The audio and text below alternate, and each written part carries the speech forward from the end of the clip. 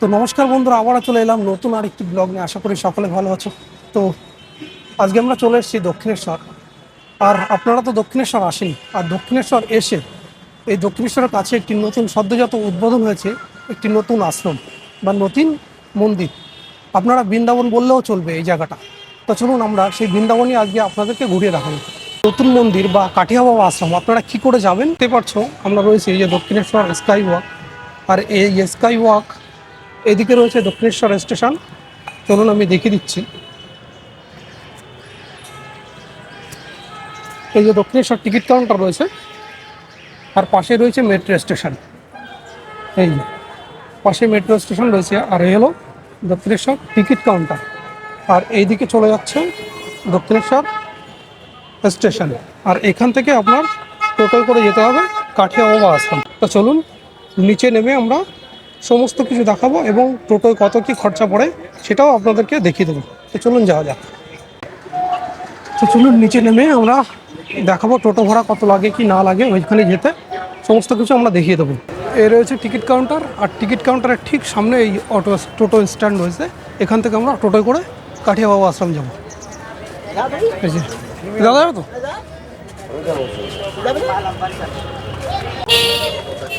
আমরা টোটোয় উঠলাম, এখান থেকে টোটোয় উঠলাম। আর এখান থেকে টোটো করে গেলে 50 টাকা করে পার টোটো নেবে। যদি আপনারা 5 জন আসেন তাহলেও 50 টাকা, কারণ 10 টাকা করে ভাড়া। যদি আপনারা 2 জন যান তাহলে 50 টাকা, আর 5 জন গেলেও 50 টাকা। তবে এখান থেকে তো 50 টাকা করে উঠলাম, আর ওখান থেকে আসার সময় 10 টাকা করে পেয়ে যাবো আমরা, দাদা বলছে।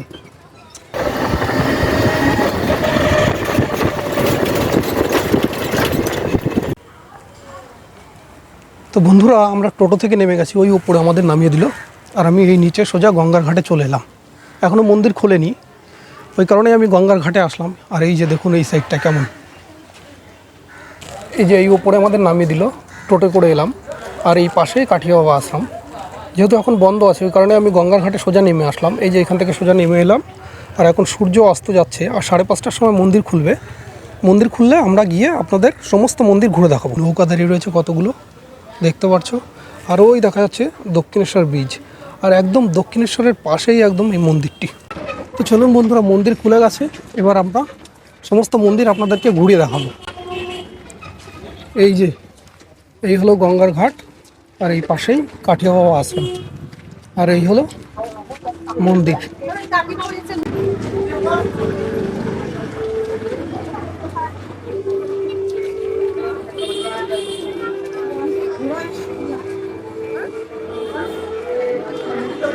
এটা হলো মন্দিরের তোরণ বা মূল প্রবেশদ্বার।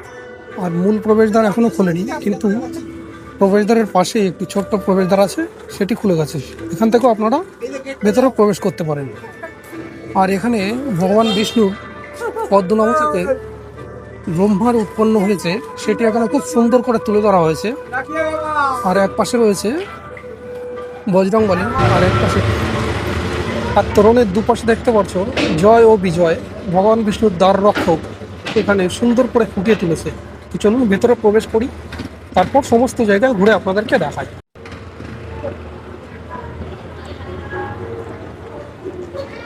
জয় বিজয়ের সুন্দর করে খোদাই করে এখানে মূর্তি করা হয়েছে। এখনো লাইট জ্বালানো হয়নি, লাইটগুলো জ্বালানো হলে খুব ভালো লাগবে। আর এ পাশেও একটি মূর্তি করা রয়েছে।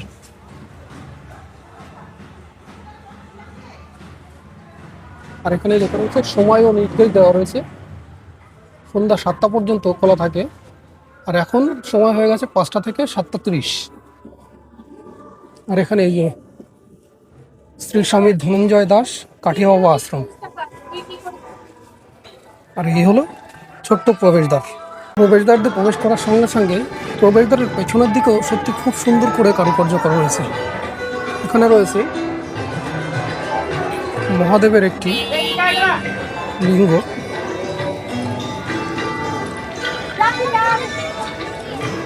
আর এখানেও একটি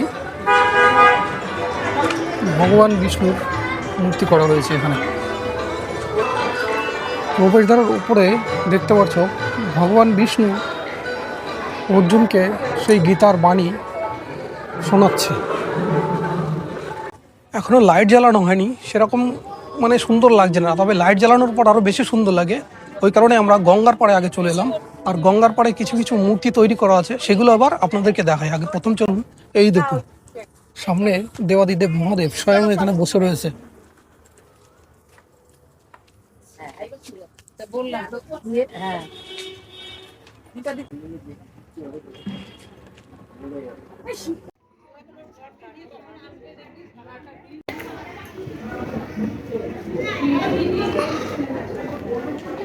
এই জায়গাটা এসে খুব ভালো লাগছে।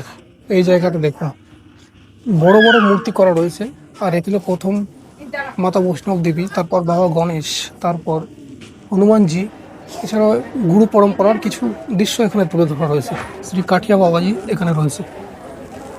তো চলুন এবার লাইট জ্বালিয়ে দিয়েছে সমস্ত জায়গায়, এবার আপনাদেরকে ঘুরে দেখাই। গেট থেকে ভিতরে প্রবেশ করেই প্রথমে এখানে গুরু পরম্পরার একটি দৃশ্য সুন্দর করে ফুটিয়ে তুলেছে। এই যে দেখতে পাচ্ছ, এখানে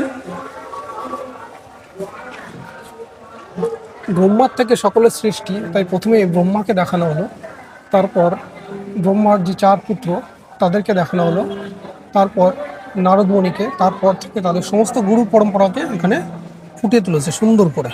আদিকে একটি সুন্দর দৃশ্য রয়েছে। এই যে এখানে দেখতে পাচ্ছ একটি রাসলীলা, সুন্দর দৃশ্য ফুটিয়ে তুলেছে।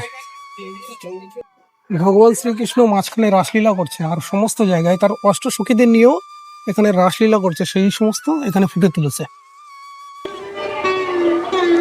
এই যে এখানে একটি গোবর্ধন পর্বতের সুন্দর দৃশ্য তুলে ধরেছে, দেখতে পাচ্ছ। ভগবান শ্রীকৃষ্ণ 7 বছর বয়সে কিনি আঙ্গুলে যে গোবর্ধন পর্বতকে উঁচু করে রেখেছিল, সমস্ত গোবর্ধনবাসীকে রক্ষা করেছিল।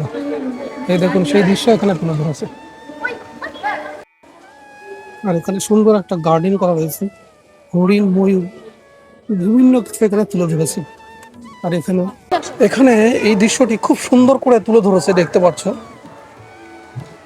যেমন ভগবান শ্রীকৃষ্ণ অর্জুনকে তার শিষ্যরূপে সমস্ত গীতা দান করেছিলেন, এখানেও তার গুরু, এখানেও কাঠিয়া বাবাকে তার গুরু সমস্ত জ্ঞান তাকে দান করছেন, সুন্দর করে এখানে তুলে ধরেছে। সেই সমুদ্র মন্থনের দৃশ্য এখানে তুলে ধরেছে। এই বাসুকী নাগ দেখতে পাচ্ছ, আর এইদিকে রয়েছে অসুর, আর ওইদিকে রয়েছে দেবগণ। এই যে এদিকে রয়েছে দেবগণ। কুর্মের মুখের মধ্যে থেকে ভগবান বিষ্ণুকে দেখানো হয়েছে এখানে, সুন্দর লাগছে। ভগবান বিষ্ণু কুর্ম অবতার রূপে মন্দার পর্বতকে তার পিঠের উপর রেখে দিয়েছে, আর একদিকে অসুরগণ আর একদিকে দেবতাগণ, সমস্ত লোক মিলে এখানে সমুদ্র মন্থন করছে, সেটা খুব সুন্দর করে ফুটিয়ে তুলেছে।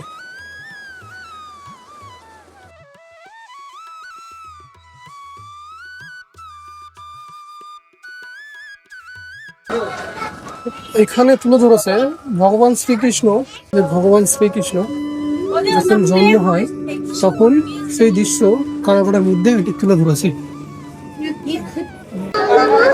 আর এটি বাসুদেব যখন গোকুলে নিয়ে যায় তখনকার দৃশ্য এখানে তুলে ধরেছে।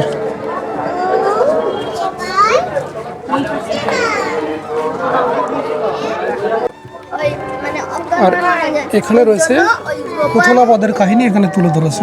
গোপাল কি করেছে? গোপাল ওর ওই যে এখানে দ্বারা শকটাসুর বধের কাহিনী তুলে ধরেছে।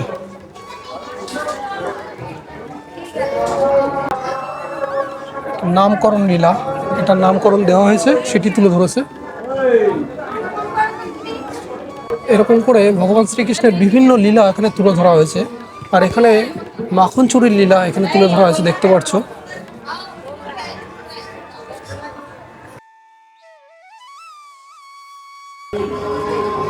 এখানে দেখতে পাচ্ছ সুখদেব মহারাজ তার সমস্ত শিষ্যদের এখানে ভগবত কথা তুলে ধরছেন। এখানে ননিচুরির একটি কাহিনী এখানে তুলে ধরেছে। আমরা যেরকম পিকনিক করতে যাই, তেমনি ভগবান শ্রীকৃষ্ণ তার সখাদের নিয়ে বনভোজনের একটি দৃশ্য খুব সুন্দর করে এখানে তুলে ধরেছে। দেখুন, বনভোজন লীলা। ভগবান শ্রীকৃষ্ণ যখন প্রচুর দুষ্টুমি করে তখন এই যে এখানে দেখতে পাচ্ছ তার মা যশোদা একটি গাছের সঙ্গে বেঁধে রেখে দিয়েছিল, আর এখানে সে যমলা অর্জুনের দৃশ্য এখানে তুলে ধরেছে।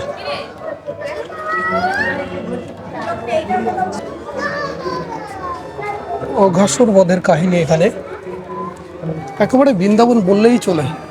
এই যে দেখুন, ব্রহ্মা ভগবান শ্রীকৃষ্ণ যখন কালিয়ানাগকে দমন করেছিল সেই দৃশ্যটি এখানে খুব সুন্দর করে ফুটিয়ে তুলেছে।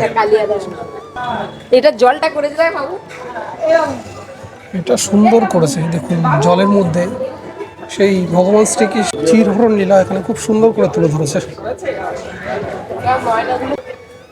এই দৃশ্যটা আমরা দেখেছি যে ভগবান শ্রীকৃষ্ণের একটি ফল কেনার লীলা এখানে তুলে ধরেছে, যে এই মহিলা থেকে কেউ ফল কিনতে চায় না, তখন ভগবান শ্রীকৃষ্ণ গিয়ে ফল কিনতে যায়, তখন সমস্ত ফল সোনার হয়ে যায়।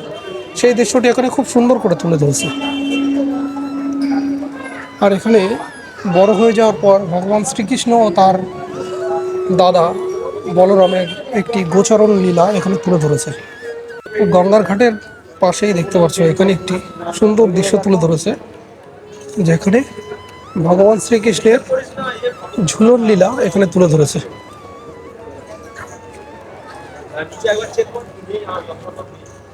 এখানে শ্রী রামচন্দ্রের বনবাসকালে সাব্বির কাছে যখন গেছিল, সেই অর্ধ কুল খেয়ে খাওয়াচ্ছিল, সেই দৃশ্য তুলে ধরেছে। যে এখানে ভগবান শ্রী রামচন্দ্রের দ্বারা অহল্যা উদ্ধার হয়েছিল, সেই দৃশ্য তুলে ধরেছে। আর এখানে কেবট যখন সরয়ূ নদী পার করেছিল ভগবান শ্রী রামচন্দ্রকে, সেই দৃশ্যটি এখানে খুব সুন্দর করে তুলে ধরেছে। তো বন্ধুরা, এই যে দেখতে পাচ্ছ মূল মন্দির, আর মূল মন্দিরের দুপাশে এরকম দুটো হাতি রয়েছে, আর মন্দিরের মধ্যে কোনো রকম ক্যামেরা অ্যালাউ নেই, তাই আমি মন্দিরের ভেতর দেখাতে পারলাম না আপনাদেরকে। এই দেখতে পাচ্ছ, তা আমি তো খুব ভালো দর্শন করলাম, মন্দিরের ভেতর আমি ঢুকেছিলাম। তবে আপনারা এখানে একবার আসুন, আপনাদের সত্যি খুব ভালো লাগবে। এখানে আসলে আপনাদের সত্যি খুব ভালো লাগবে। এখন অনেক কিছু দেখানোর বাকি, চলুন সেগুলোও ঘুরে ঘুরে দেখা।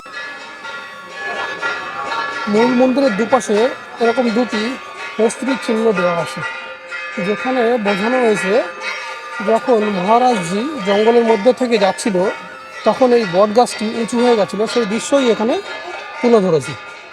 আর ঠিক তার পাশে এই যে রয়েছে, দেখতে পাচ্ছ এখানে একটি দিব্য দাম বন্ধন লীলা তুলে ধরেছে, দেখতে পাচ্ছ। দড়িগুলি ভগবান শ্রীকৃষ্ণকে যখন বাঁধে, যখন ছোট থাকে দুষ্টুমি করে, তখন এখানে ভগবান শ্রীকৃষ্ণকে বেঁধে রাখে, সেই দৃশ্যটি এখানে তুলে ধরা হয়েছে। এখানে ভগবান শ্রীকৃষ্ণের বিভিন্ন লীলা তুলে ধরা হয়েছে, আমি সমস্ত এক এক করে দেখিয়ে দিচ্ছি, আপনারা দেখে নেবেন।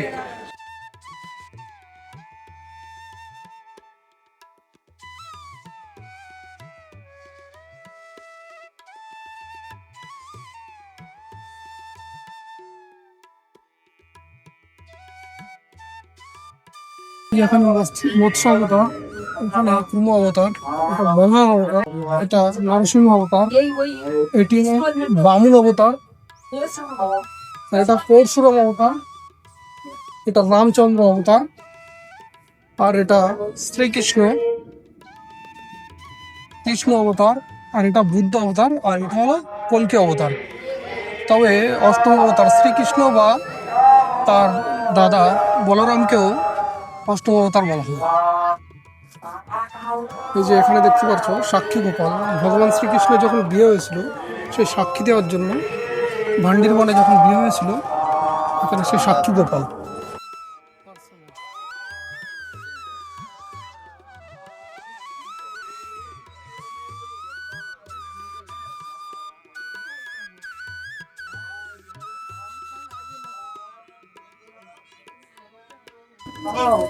চৌত্রিশতম আচার্য ভট্টজি এখানে ভগবান শ্রীকৃষ্ণকে ও রাধারানীকে ফুলের উপর বসিয়ে রেখেছে। আর এখানে মাতা বৈষ্ণব দেবীর কাছের থেকে জ্ঞান অর্জন করছে, সেই দৃশ্যটি এখানে খুব সুন্দর করে তুলে ধরেছে।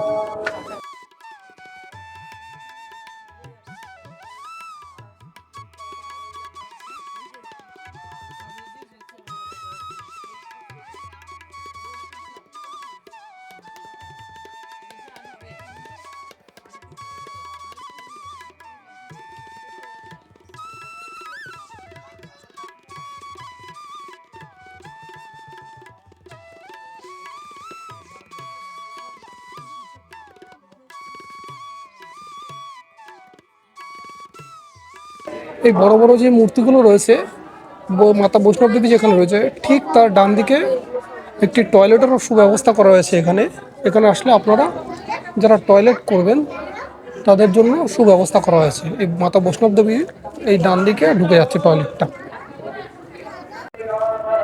তো বন্ধুরা সমস্ত জায়গা আমরা ঘুরে দেখালাম, সমস্ত মন্দিরটা ঘুরে দেখালাম, কিন্তু মন্দিরের ভেতর কোনো ফটোগ্রাফি অ্যালাউ নেই, তাই আমি দেখাতে পারলাম না। আর আমার একটা জিনিস এখানে খারাপ লেগেছে, এখানে টাইমিং। যদি এখানে টাইমিংটা যদি দিনের বেলাও খোলা থাকতো তাহলে খুব ভালো হতো, কারণ দূরের থেকে যারা আসবে তাদের একটু যাতায়াতের অসুবিধা হবে।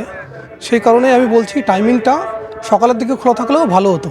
তবে আমরা ভিডিওটা এখানেই শেষ করছি। আর আমাদের এই ভিডিওটা যদি ভালো লেগে থাকে প্লিজ লাইক করে দেবেন, শেয়ার করে দেবেন এবং আমাদের পাশে থাকবেন। নমস্কার।